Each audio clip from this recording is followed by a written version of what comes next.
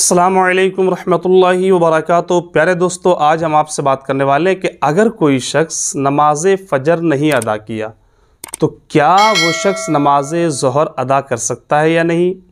यानी अगर कोई शख्स फ़जर की नमाज नहीं पढ़ पाया किसी वजह से, जानकर या गलती से, अगर वो नमाज फ़जर नहीं पढ़ पाया तो क्या अगर वो ज़ोहर की नमाज़ अदा करेगा तो ज़ोहर की नमाज़ होगी या नहीं होगी। ऐसे ही अगर कोई शख्स नमाज फ़जर नहीं पढ़ पाया, फ़जर की नमाज़, तो क्या वो नमाज जुमा पढ़ सकता है या नहीं पढ़ सकता है, उसकी नमाज जुमा होगी या नहीं होगी। तो आज इसकी पूरी तफसील हम आपके सामने इस वीडियो में रखेंगे। लेकिन बस आपसे एक गुजारिश है कि आप अगर हमारे इस चैनल पर पहली बार तशरीफ़ लाए हैं तो चैनल को सब्सक्राइब कर लीजिएगा और वीडियो को मुकम्मल ध्यान से देखने के बाद अपने दोस्तों तक ज़रूर शेयर कर दीजिएगा। तो जी हाँ दोस्तों, आज हमारे मुस्लिम समाज और हमारे सोसाइटी में जहाँ पे मुसलमान बसते हैं, हमारे वो मुआशरा जहाँ पे मुसलमान रहते हैं, वहाँ पे ये बात जो है ना वो बहुत ज़्यादा फैल चुकी है। शायद आपके यहाँ भी ऐसी बातें होती होंगी, मुझे तो पता नहीं, लेकिन हो सकता हो वहाँ भी ऐसी बातें पाई जाती होगी कि अगर कोई शख्स, यानी ये बात जो पाई जाती होगी कि अगर कोई शख्स नमाज फ़जर नहीं पढ़ पाया है, यानी फ़जर की नमाज नहीं पढ़ा है, तो वो ज़ोहर नहीं पढ़ सकता है जब तक कि वो फ़जर की नमाज अदा न कर ले। ये बात ऐसी पाई जाती होगी। और ये भी पाई जाती होगी कि अगर कोई शख्स फ़जर की नमाज नहीं पढ़ा है तो वो जुमा उस वक्त तक नहीं पढ़ सकता है जब तक कि नमाज फ़जर को अदा ना कर ले।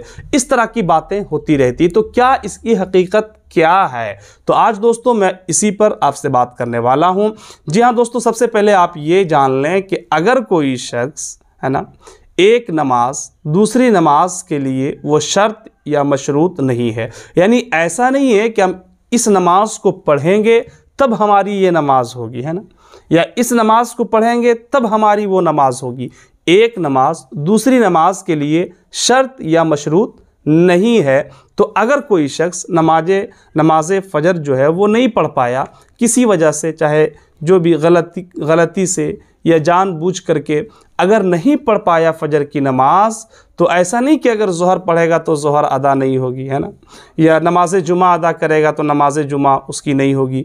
ऐसा कुछ भी नहीं है। यानी अगर किसी की नमाज फ़जर क़ज़ा हो गई है या नमाज फ़जर छूट गई है तो छोड़ने का गुनाह उसे ज़रूर मिलेगा, है ना, छोड़ने का गुनाह उसे मिलेगा। मगर ऐसा नहीं है कि उसके बाद की जो नमाज़ें पढ़ी जाएंगी वो अदा नहीं होगा, है ना, बल्कि ये सब बातें जो है वो बेसरोपा बातें हैं। इन सब बातों का ताल्लुक़ जो है वो कुरान और हदीस से कुछ भी नहीं है, बल्कि आप जिस नमाज को छोड़ रहे हैं उसका गुनाह मिलेगा। उसके बाद अगर आप नमाज़ पढ़ रहे हैं तो उसका सवाब आपको मिलेगा। ऐसा नहीं है कि आपने अगर इस नमाज को नहीं पढ़ा तो इसके बाद की नमाज़ें नहीं पढ़ सकते हैं, नमाज़ें नहीं होंगी, बल्कि ये सब बातें बेबुनियाद बातें हैं, बेअसल बातें हैं। मैंने पहले ही कहा कि एक नमाज दूसरी नमाज के लिए शर्त या मशरूत नहीं है।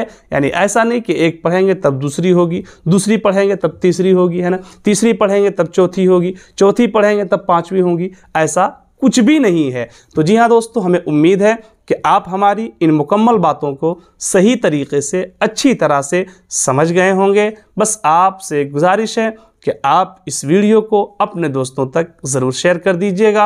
अस्सलामु अलैकुम रहमतुल्लाहि व बरकातुहू।